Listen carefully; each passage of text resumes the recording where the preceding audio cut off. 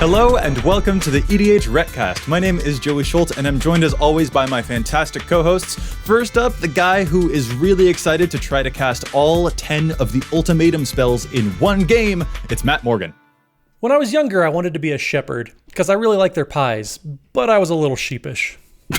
Oh, goodness gracious, Matt. You always get me. Every week I feel like I won't laugh at them, but somehow your jokes always do get me. It's ridiculous. Next, the guy who will somehow manage to survive when Matt casts all 10 of the ultimatums. That's Dana Roach. Unlike Matt, I'm going to be serious here and just throw a note out there to all our listeners in states starting to open back up post-pandemic here. If you're looking for a commander to emulate in these coming days, Estrid the Masked is your role model. All right. Well, subtle, Dana. Very subtle. Thank you. And this is the EDHRECast. EDHREC is the best deck building resource on the web for the Commander format, compiling data from deck lists all over the internet to provide helpful recommendations for new Commander decks. And here on the podcast, we're going to give all that data a little more context. Hey, guys, what is our topic this week? The most common budget commanders is the topic, Joey.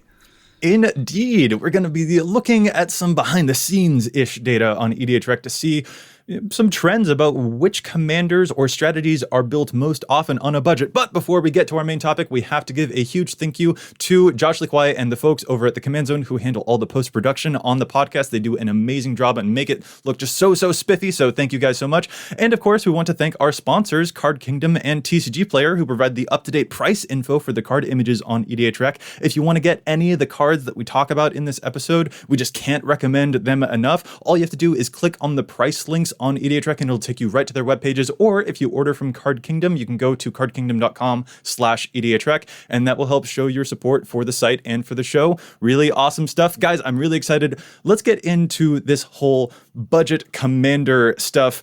Before we get to the trend stuff, before we get to any of that, do you guys tend to build on a budget very often, or do you just like to spruce up your decks as much as possible? Dana, I'm kind of hinting that you spruce up your decks a whole lot. I've seen your all-foil decks, so just kind of wondering what your relationship is to budget building. There was not many years ago, I remember building a deck and looking at it and being like, Beastmaster Ascension is $4? I don't think so. That's too rich for my blood. That's no longer the way I think about decks when I build, rightly or wrongly. So I tend to not worry too much about budget myself. Yeah. Well, and I'm on the opposite side of the spectrum. So you guys make fun of me for never updating my decks because half of my decks are just stuff that I have laying around. So a lot of my decks are kind of free when you think about it. So that's the ultimate budget, is free decks because it's stuff you just have laying around. I like that. I like that a lot. I think that's especially one of the most important things for me, is like making sure that the deck works before I invest a whole bunch of money into it, making sure that the foundations are there and the deck strategy can still work even if I don't, go all out for a bunch of the dual lands. Because at the end of the day, we're going to be talking about budget decks or something like that, but like building on a budget is in no way, you building a bad deck at all. Like budget decks can totally still pack a punch. And really that's what we're here to find out, is which of those decks are built most commonly on a budget. And I think a lot of the commanders that we're going to be seeing here are ones that can still totally wreck your day, even if they are commonly built on a budget. All right, so let's get into some specific examples. We just took a quick snapshot of data. This was drawn around the beginning of May here in 2020, and these are commanders that are most commonly built on a budget. We have the ability to look at some high price on the decks and some low prices on the decks, but we just wanted to average all of that out. As a quick note, of course, prices change like all the ding-dang time, so this really is just a snapshot and not a really eternal thing, but still we want to see what we can find here. As another quick note, we didn't include any commanders that have fewer than 100 decks because there's just not a whole lot of data there, but we do still have some stuff here. We pulled a report and there are some commanders that are sticking out to me, but I want to hear from you guys when you're looking through the list that we got here. Which commanders do we see and what impressions do they make on you? Well, I do want to quickly note for listeners who maybe aren't like that well versed in the scientific language we're using here, ding-dang time is actually an economic term that's oftentimes used by economists to describe price changes over a period. So they do change all the ding dang time for sure. I don't think that. I thought it was something they said like in the Oregon Trail days when you're on the frontier. That might be as well when you die of dysentery. That could be.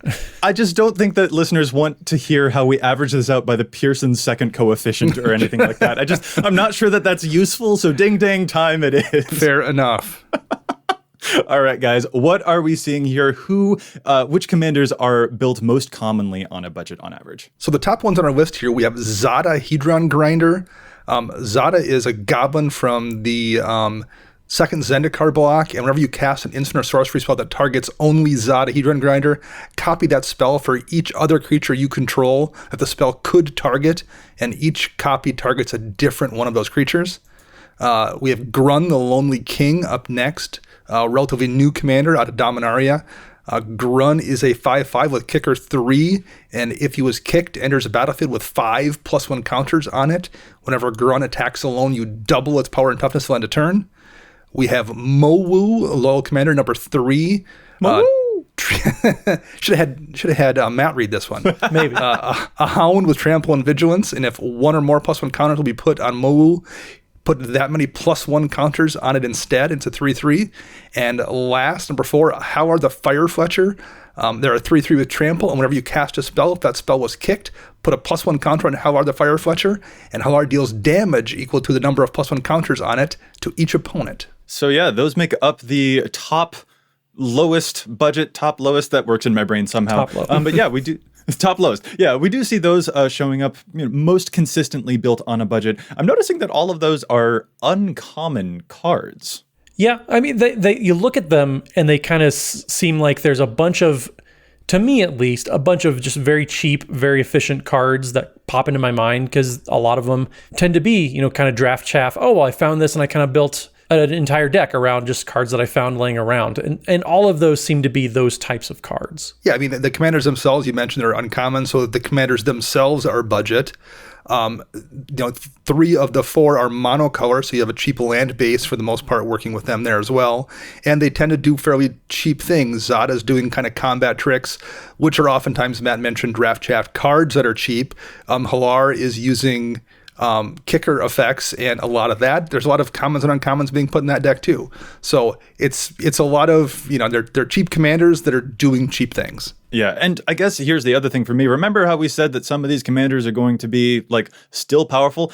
Have you ever played against a Mowu deck or a Zada deck? Because I have been punched in the face by both Mowu and Zada many times, and good Lord, they're so good, and you don't need much to make them really powerful. Zada's an absolute monster. Zada's as good as any commander out there.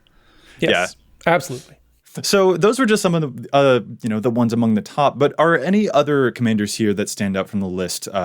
Anything else that jumps out at you, maybe? Quick scanning down the list, I will point out the first 3-color commander we have in the list is at number 20. That's Dogtar the Adamant. And technically, that can be a commander that's only ran as 2 colors because it's a single cost color to cast. It has an activated ability, making it 3 colors.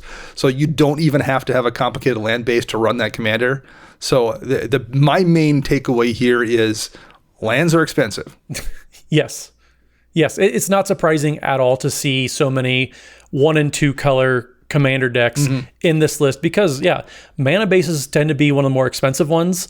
And I'm sure when we have the inverse of this episode where we talk about the most expensive types of strategies and commanders, it's going to be a lot of 3 and 4 color. I mean, I'm assuming that's just going to be how it is because once you add up all the shock lands and fetch lands and whatever else you put into your mana base, I mean, even some of the check lands from Dominaria, they're not cheap anymore. So when you add up all that, 1 and 2 color seems to be the way to go when you're talking about budget. And looking at the list, it's a bunch of 1 and 2 color decks. It hurts me a little bit to see so much white in there too, outside of the mono green. You have Isperia the Inscrutable, which is the Sphinx that does a lot of things, but I'm not sure if it actually accomplishes anything because I've never actually read it. But you also have some Boros commanders like Dapala, Pilot Exemplar, which probably is going to be a vehicles deck, and vehicles tend to be pretty cheap outside a couple that are just more important for 60 card formats.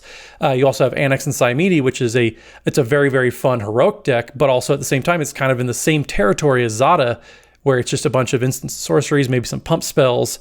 but nothing that's really going to break the bank when you put it into the deck. Yeah, Matt, it's true. We are definitely seeing weight towards certain colors on this list. For example, I see, like you said, a lot of white. Both EDHRECs show up here. I used to have an EDHREC deck myself, actually, and man, that thing also, again, these things pack such a huge punch. I really like a lot of the commanders that we're seeing here. But just focusing on individual commanders, just picking out a handful of commanders that we see on this list, I'm not sure that that would be as enlightening as maybe zooming out a little bit more and seeing if we can find any trends from among the most common budget commanders. So that is exactly what we've done. We are zooming out to the top 100 most common budget commanders to see what commonalities we can find there. So the way that we measured this is hopefully not too complicated. We basically just went through the top 100 budget commanders and labeled them according to their most common strategy as measured by EDHREC. So for example, if you click on any commander's page, beneath it you'll see a list of their different archetypes,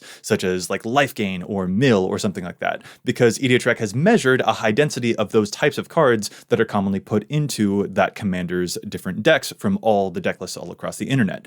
There are some commanders, like Atraxa, for example, that have a lot of different build paths. Whenever we saw one of those, we just went with the most common strategy, so that is certainly something to account for. But this is something that we wanted to see, the actual deck archetypes, which one of those are the most common, because just looking at those top four, or just looking at, EDHRECs and Hellars and stuff like that, that's not going to tell us a whole lot, but if we zoom out, we might find something a little bit more interesting. Before we get to that, though, before we actually look at what those numbers show us, I want to ask you guys what you think would be the most common archetypes. I had sent this question before we actually arranged show notes to ask you guys, before we saw what the data actually says, what do you think is the most common budget archetype that folks are building out there? What do you think? So just going over the commanders that we've talked about, I would guess token decks that don't have green in there. So if you're talking Boros or mono white, mono red, I think those are going to be pretty well represented, because when you get into green, you have stuff like Parallel Lives and Doubling Season, which are not cheap cards at all. So I would guess token decks are probably going to be fairly well represented. And then combo decks probably aren't going to be in there too much, especially the artifact-centered ones, because a lot of the very, very powerful artifacts like Mana Vault and Mana Crypt, those are just going to be priced out of a lot of these more budget range decks. Okay, gotcha. Dana, any guesses from you? You had certainly noted that, we've got a lot of 1 and 2 color decks and not a lot of 3 color decks that are showing up among the budget stuff here. But what about the actual strategies instead of just the colors? My initial guess going in would have been aggro decks. And I think then seeing Zada being number 1, and I would probably have considered that an aggro deck as well, would have probably confirmed that, although I've now since seen the results and know that I'm not at all correct.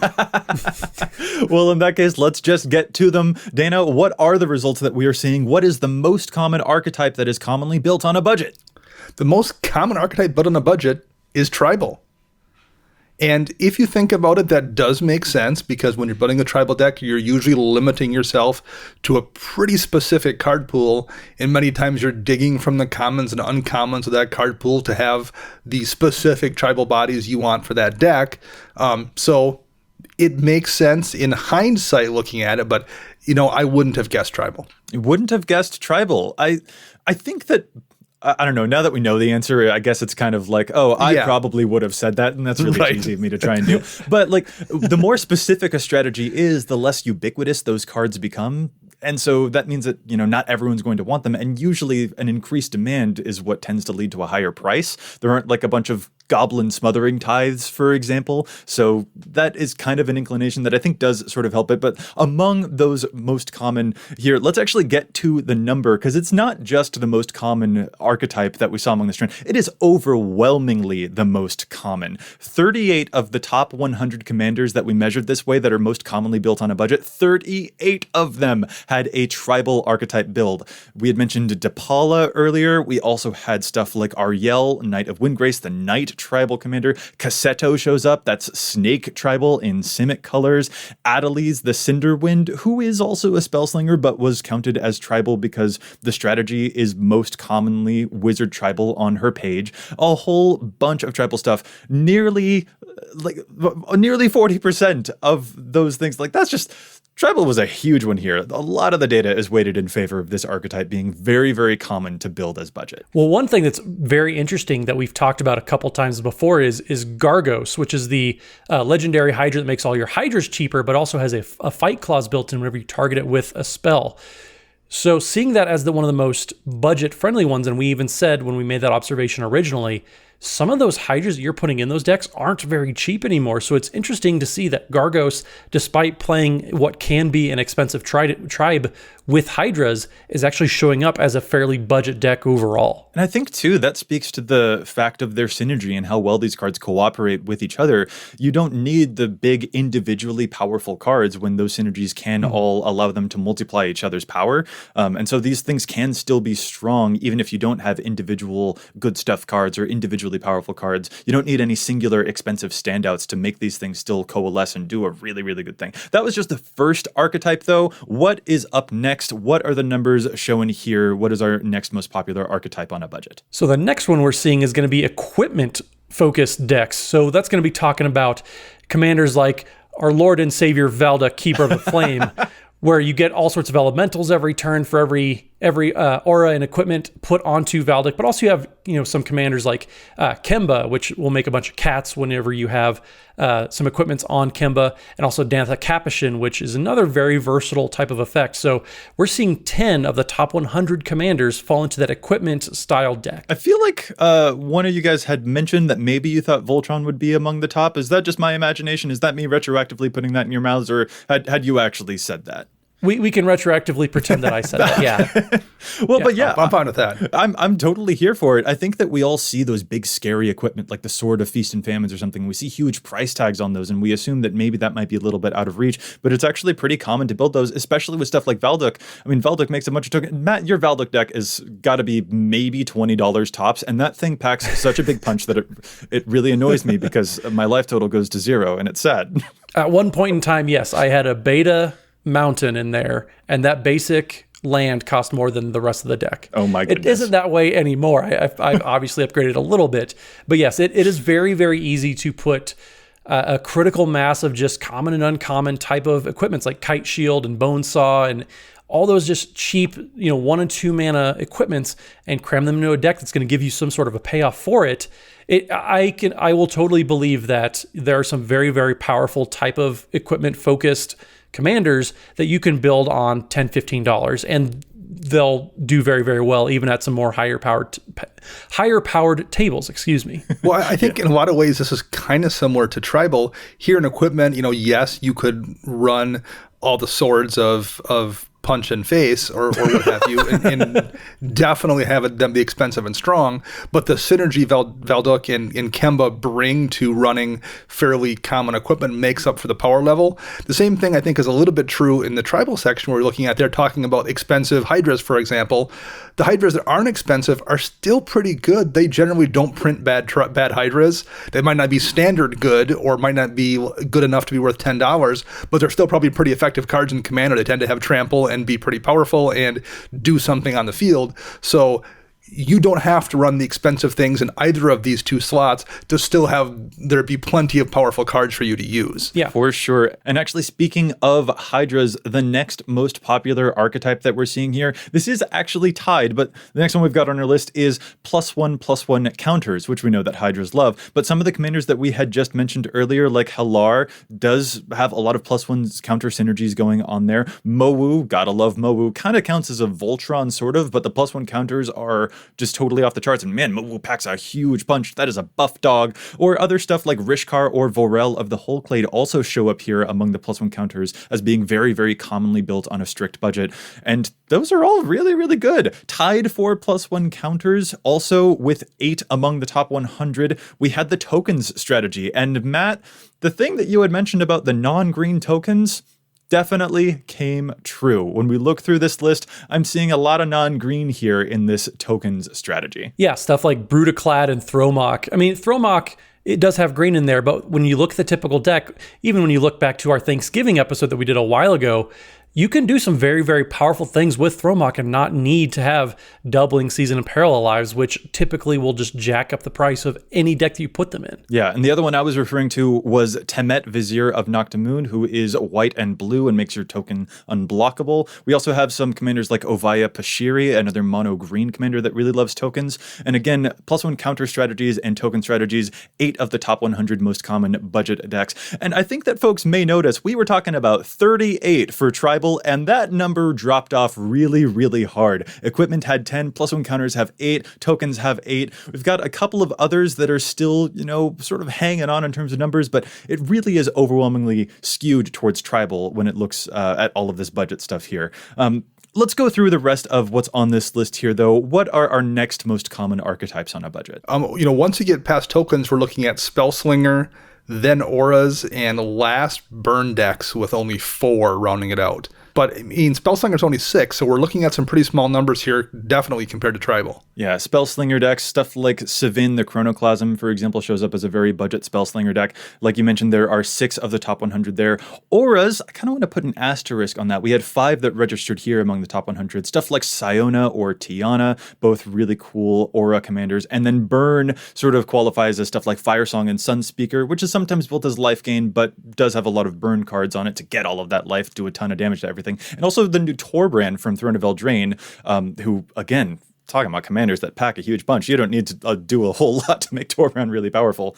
I kind of want to circle back to that Auras one there, though, because Auras and equipment, I feel, have an interesting relationship with each other. They are technically 2 different themes according to EDHREC, but they both kind of fit the Voltron mold. So if we combine those numbers, which I personally want to do, we've got 5 aura commanders and 10 equipment commanders. We can see that Voltron has about 15 total of the 100 most common budget. I think that Voltron, we can conclude pretty easily that that's also a very common thing to build on a budget. And if we know anything from these Voltron commanders, they can really, really do some damage. We also have some more uncommon commanders popping up here. Shanna being uncommon, Siona being uncommon. I believe Torbrand was also the uncommon.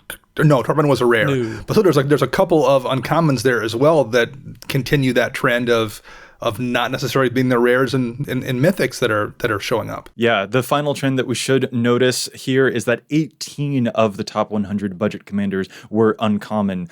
So the stuff like Mowu or like Halar or Siona, Tiana, all of them. So uncommon. If the commander itself is very cheap, I think it's a good cue that the deck itself can also be very, very cheap. We're not seeing among these, top 100 budget commanders, we're not going to see a $40 Atraxa, for example, because that really skews the data there. Yeah, you're not going to see an Atraxa because Atraxa as a card is more expensive than a lot of the lists that you see when we're looking at the data here. So yeah, I think Atraxa is a good thing to point out here too, because even though we're not seeing them among these 100, it is still definitely possible and probably really easy to build a deck like Atraxa, or even Marin, I think is like $8 or $9. It's still really easy to build those commanders on a budget and have them also be very, very powerful. So that's definitely something that we should note when we're looking at here. Some of those commanders may not be drawn from these top 100, but they're still really, really good on a budget for sure.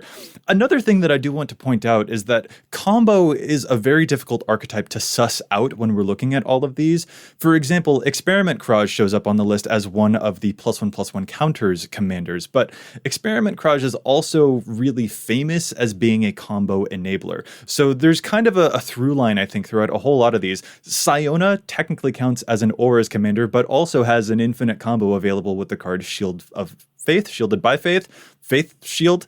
It's a thing. It's on the screen right now. I can't remember what it's called. But yeah, there is also a tendency for combo. I think that combo is kind of hiding among this data, but is still definitely really present. I'm not sure that I would say that combo is necessarily more expensive. I think that it also could totally be combo on a budget would be easy to do. But what do you guys think on that? Do you think that it's hiding, or do you think that it's actually more difficult to do when on a budget? What's your take?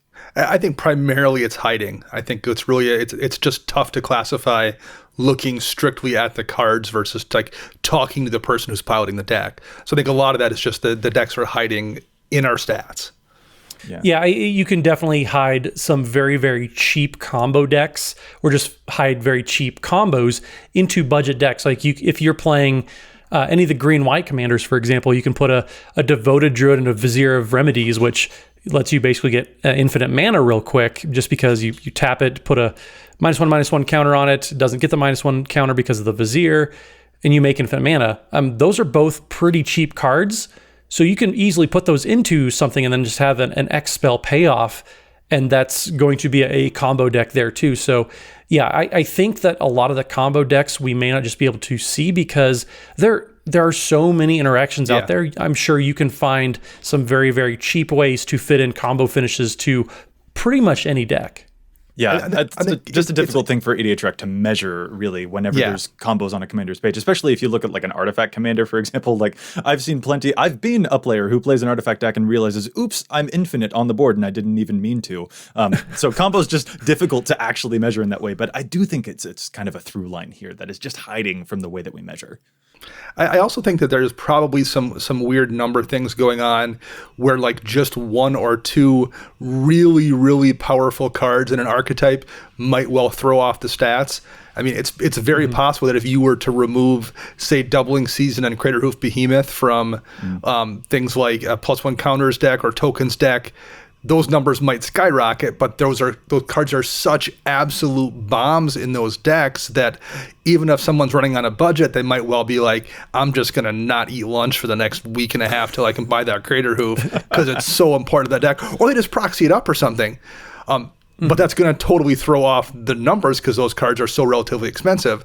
And I think that's part of the reason I was thinking aggro for being one of the top things here, because I was thinking in terms of my EDHREC Spellmaster Address deck, take a couple cards out of that as well, and nothing costs anything. I mean, it's just a bunch of 1/1 flyers, except for I have a couple of expensive counter spells in it.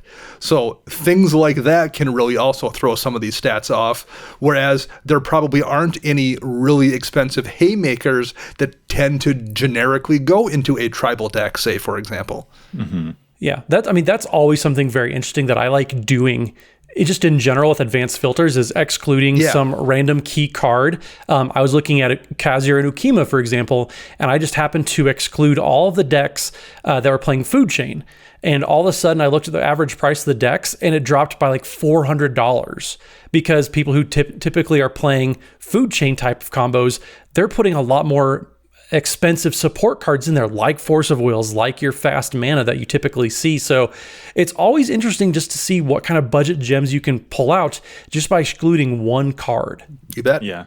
Yeah, using the filters on EDHREC is always one of the best ways to use EDHREC because those cards, you can just section up. You can use the budget filters, which we talked about on our episode 102, how budget can change the page and how it can change your strategy, and using things to exclude or include specific cards that you want to play. That's absolutely going to be very key, especially if you're building on budget and trying to find those types of replacements. Totally love it.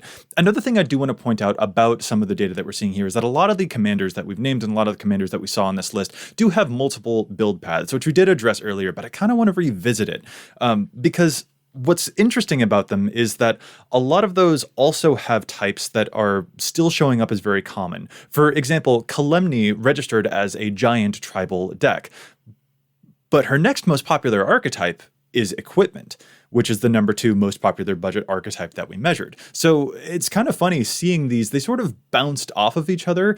A lot of these archetypes are sort of consolidated. It's not like, tribal is showing up as the most popular one at the expense of other data. It's sort of like all conglomerated still in that, there's still tribal, or there's still the Voltron, or there's still auras and stuff like that. It is all sort of like still within the same realm as each other, which I just did kind of want to address.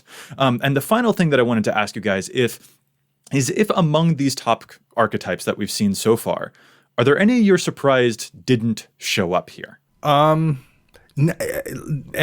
I mean, I thought it was going to be highly ranked, and it just isn't a thing. So that definitely surprised me.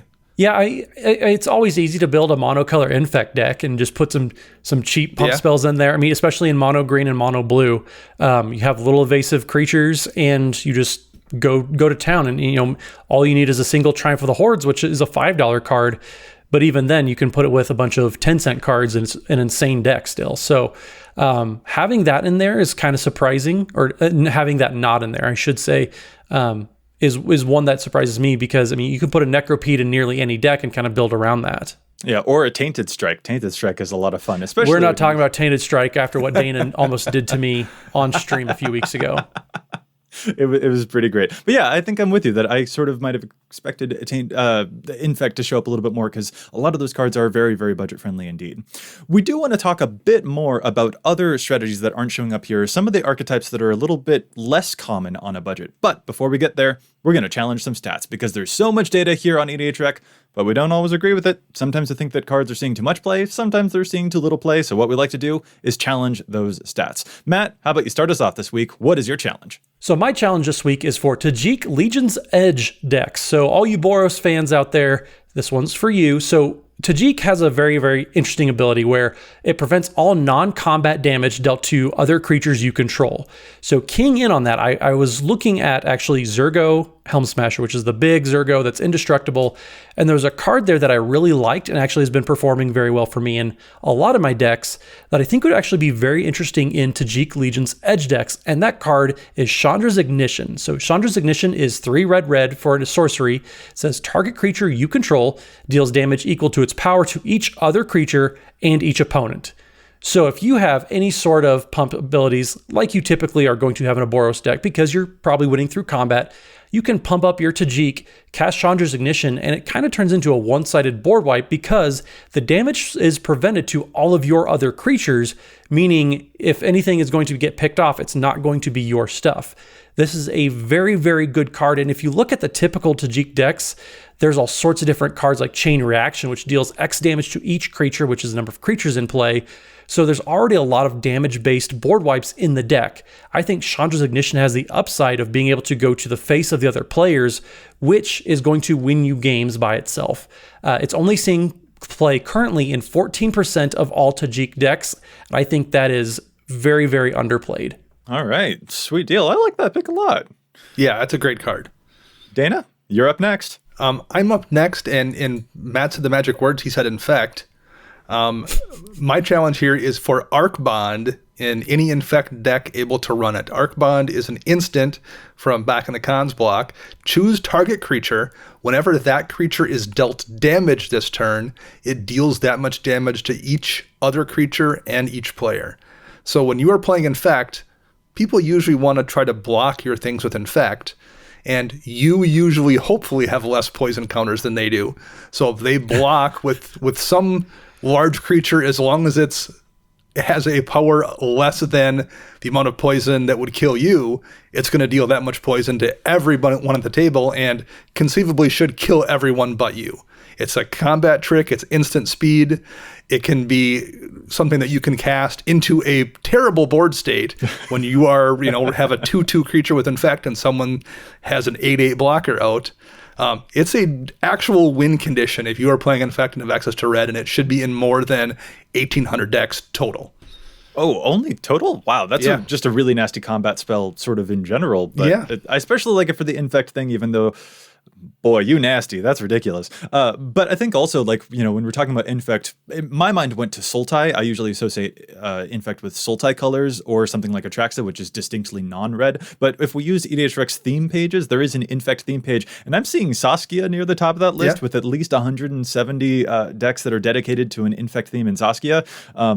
So, because that's great. She does extra damage, and then you can throw an Arc Bond in there for extra damage. I'm just like, man, that's a lot of poison counters that you're throwing around there, bro.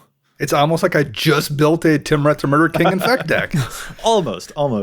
It's funny to me that we all picked a red card this week because my challenge is also going to be a red card, played in around the same number of decks as Arc Bond, actually, which means that it is being played in too few decks. This is the card Nullspine Dragon. Nullspine Dragon is a 7-mana, 7/5 dragon with flying. When it enters the battlefield, you may discard your hand and draw cards equal to the damage dealt to target opponent this turn. I will read that again. This is a big dragon that hits for 7 and which draws you cards. All you have to do is pitch your hand and have dealt damage to someone. That is what red does. That is what red loves to do. So I think this is great. I really like this one a lot. If you are playing the Dragon, I don't know, maybe you feel like you don't need it, but there are other decks that could totally benefit from it. Like Lathis is a really great dragon tribal, or here's my personal favorite place for it, Borborygmos Enraged. This is a Gruul commander who can toss lands away to deal 3 damage to your opponent's face. So you can just toss a bunch of lands out of your hand, deal like 9 damage, play Null Spine Dragon, and then refill your hand full of even more lands to totally refuel. It only shows up in 21% of Borgamos decks so far. I feel like that's way too low. This is just a really interesting card draw effect in red that also packs a huge punch. So it just should be in more than like the 1800 decks that it's currently showing up in. This is a mean dragon. Real mean. And it gets around the problem with that you have with Dragon Mage, where you risk wheeling everyone else into answers for whatever shenanigans you're doing. Indeed. Yeah, it's nice to have a red effect that doesn't make your opponents draw cards and it is only yourself. Absolutely. All right, guys, so let's look back at that list of the budget commanders. I had mentioned, like, oh, were you surprised not to see any of those archetypes among the more common ones? But now let's actually look just like very definitely at the least common ones among that top 100. What are some archetypes that did not show up as being very commonly built on a budget? Dana, any standouts for you? Life gain. It's the kind of thing that we commonly kind of associate with casual, play at the kitchen table players. And for whatever reason, I assume they're playing on a budget as well. Only 3 decks showing up for life gain. And I would have thought that would be a little bit more popular among kind of a casual, low budget crowd. I think I agree with you. But the thing is, stuff like Olaro, which is one of the most common, life gain commanders. Yeah. That's 3 colors. And I feel like maybe the mana bases or having extra staples or something that kind of pushed it into a different realm, into a different budget tier than the, top/bottom, the top lowest.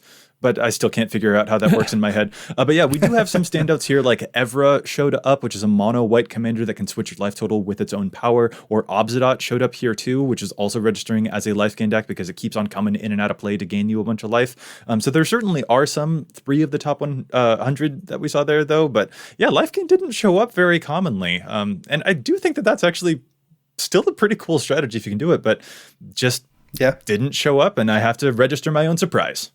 I mean, it's not really that surprising to me because when you get to the kind of, like you were hinting at, Joey, the upper echelon of those life gain decks, there's some kind of expensive pieces in there. So to me, I'm not terribly surprised to see there aren't a ton of them.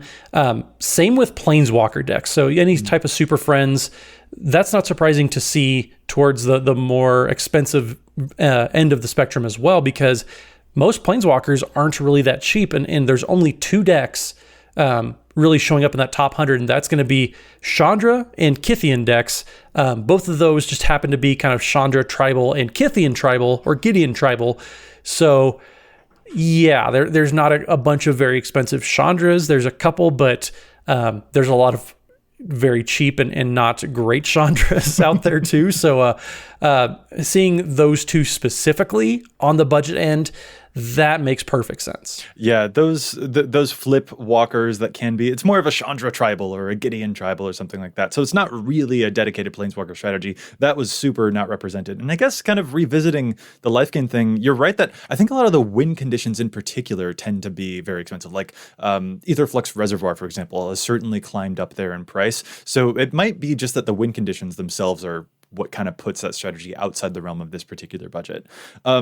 One that did kind of show up pretty small here that I'm a little sad wasn't more representative was the Aristocrats strategy. Only 2 of the 100 registered as Aristocrats, and that was Shirei, mono black Shirei that can bring a bunch of stuff back from the graveyard if it has low power, and Izoni, a Golgari commander that makes a bunch of insects for you.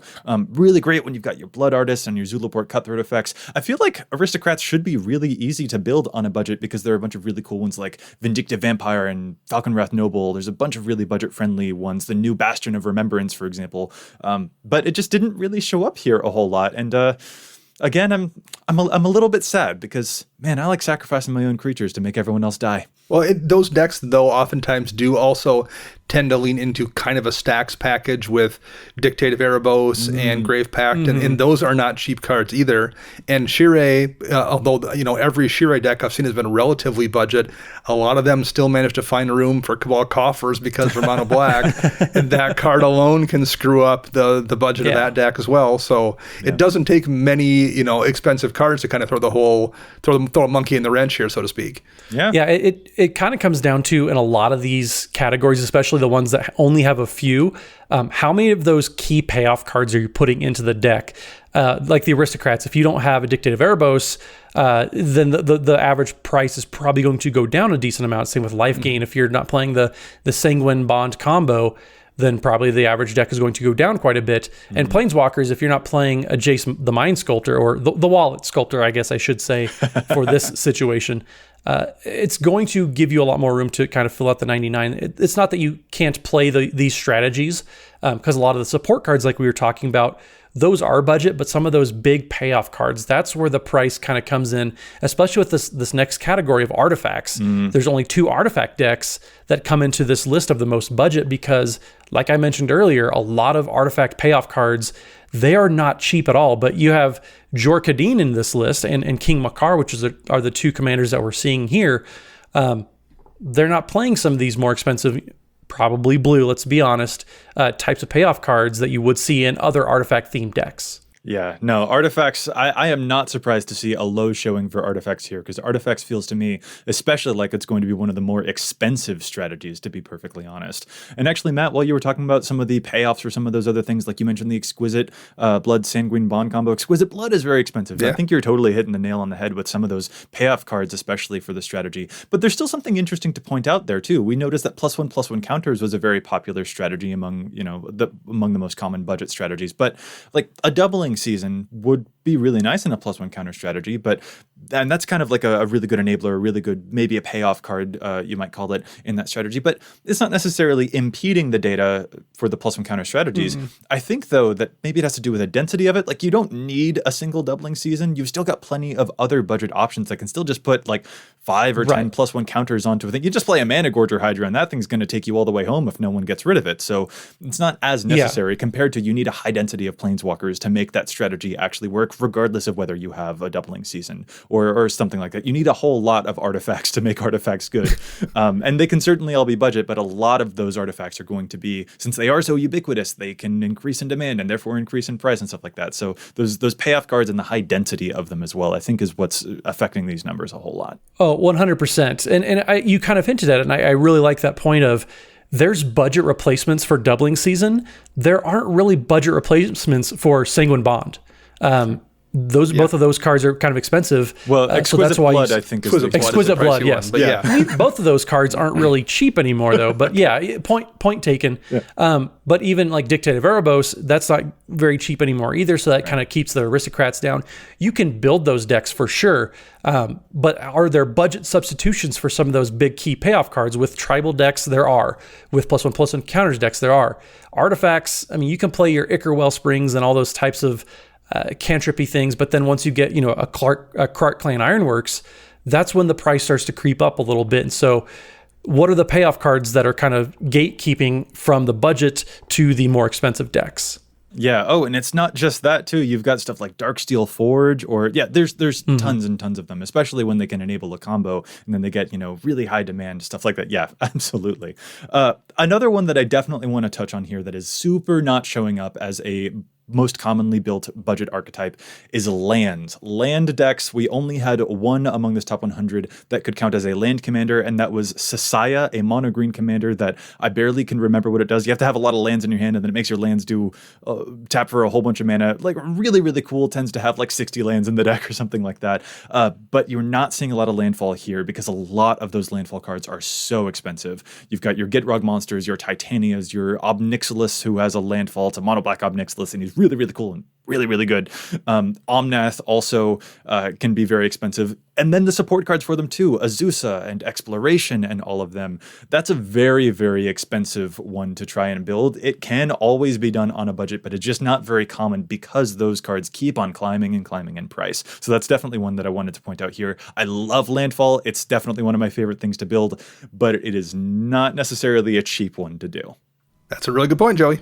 One thing I want to mention here, because this just recently happened to me, the last 2 decks I've built, I built Kenrith the Returned King earlier in the year, and I just built that Timrith the Murder King deck. The Kenrith deck, if I wanted to build a really great land base and put duels in it, it would cost me my vehicle to do that. So I didn't do it. I built a budget land base, and the deck therefore looks relatively inexpensive.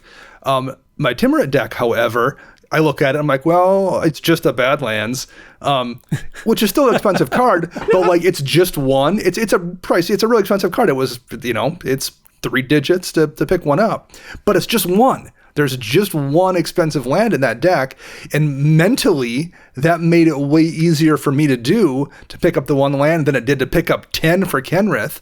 Therefore, it makes that deck no longer budget. So, like, I think sometimes if there's that one expensive card, or maybe the number's 2, maybe it's 3, whatever it is, people might be willing to buy it, even if the rest of the deck is dirt cheap, therefore no longer making it show up as a budget deck. Whereas if you would need like 5 or 6 really expensive cards to, really hammer the deck home, maybe people then won't do it. I don't know where that number is, but I think there's definitely some psychological thing there where people will spend money on a couple cards that therefore make it not budget, and they wouldn't if it was, a handful more.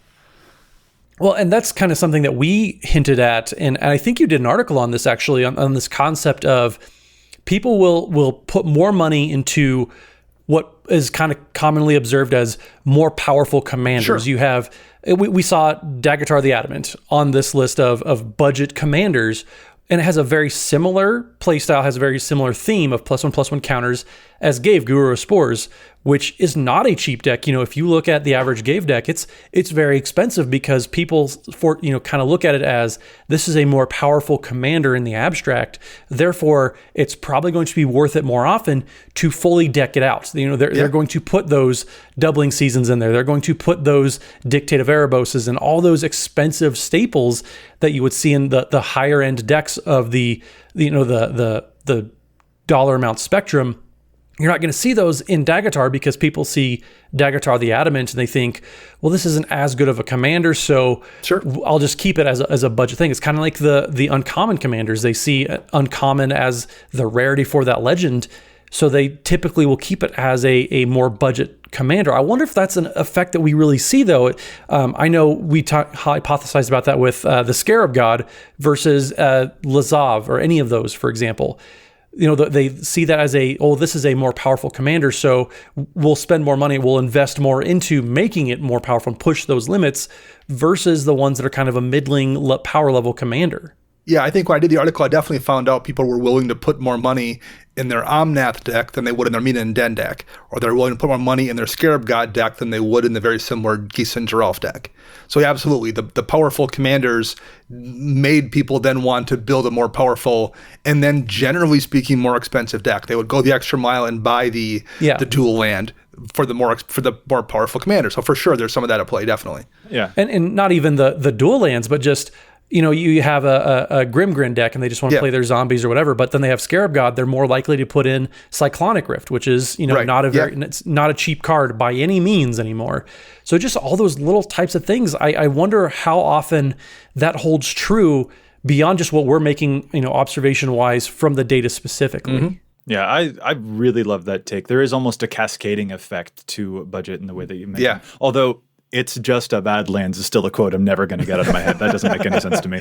There's one final thing that I do want to mention before we take off for this episode. The Command Zone a little while back had Mitch from Commander's Quarters on to discuss building decks on a budget, and he had listed out a handful of different archetypes that he found very easy to build on a budget, and they don't actually match up with the stuff that we had just mentioned. He said that Aristocrats, Voltron, Artifacts, political decks, and combo decks were all actually very pretty easy for him to find budget replacements for those, to find budget available for them. We didn't see some of those, like Aristocrats, for example, or Artifacts, as being very commonly built on a budget. But that's really one thing that I want to address here, is just like we're measuring the commonality of it, but not necessarily the power level or the ease of doing so, just the commonality. And I also, like I had mentioned, I think Aristocrats could totally be really great. And I would totally agree with Mitch's take on that one, that like you've got a bunch of budget replacements that would be really, really spicy, make that a very good thing, even if you are building on a lower budget. It doesn't necessarily need to. Or Artifacts. There are tons of small artifacts that can do a whole bunch for you.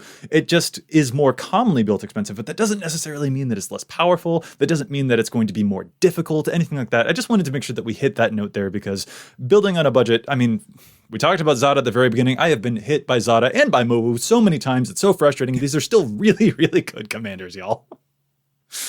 All right. On that note, what I think we need to do before I get frustrated about how many times I've been defeated by a Mowu and a Zada, I think what we need to do is call this episode to a close because, man, now I'm getting grumpy. Mo was a good boy, but now I'm getting grumpy. Anyway, thank you guys so much for joining me. If our listeners want to get in touch with us, where can they find you all? Matt? So you can find me on the Twitters at Mathimus55. That's MATHIMUS55. And you can find the podcast. We're streaming on Twitch. That's twitch.tv/EDHRECast. And Dana? You can find me on the Twitter birds at Dana Roach, and you can hear me a couple times a week on my other podcast, CMDR Central. And I'm Joey Schultz. You can find me at Joseph M. Schultz on Twitter, and you can find the cast at EDHRECast on Facebook and on Twitter. And if you have a question, a keen insight to EDHREC's data, or maybe a challenge to stats pick that you think we ought to know about, you can contact us at edhrecast@gmail.com. Our thanks again to Josh LeQuai and the folks over there at Command Zone for making the podcast look as amazing as it does. And of course, we want to thank our sponsors, TCG Player and CardKingdom.com. You can find them using the price info links on EDHREC or by visiting cardkingdom.com/EDHREC to show your support for the show. Listeners, we would really love to hear from you about what you think is an easy archetype to build on a budget. Help your fellow brewers out in the comments below by listing out maybe budget replacements or archetypes that you have found that are easy to do, or what maybe you would have expected to be the most common archetypes. We'd really love to hear from you. Crowdsourcing, getting data, information from you guys in the comments and on EDHREC. That's what it's all about. And it's just really great to be able to help deck build community find some budget replacements, y'all. It's really great. Anyway, with that, I think we're going to call this episode to a close. We'll see you next week with more data and insights. But until then, remember, EDHREC your deck before you wreck your deck.